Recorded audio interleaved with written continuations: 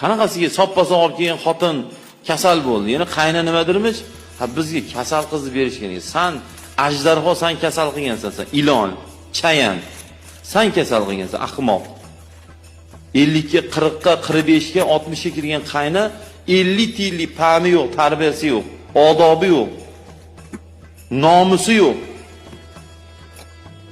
Kelin tomondan uyga borsaymiz, qarang. O'sha kelin tomondagilar xafa bo'lyapti-da. Sinimiz uyga kelsa, uyga quruq borsa, qaynasi piching qiladi. Bu degan nima degani? Uyga 15 kun, 20 kunda borgan kelinmish kelayotganda nimadir ovqat olib kelish kerak ekan, mana gaday qaynaga. Qani shuni erimni pishillab o'tirgan, bir do'ppisi bor eri yo'qmi? Qaqarayapti eri.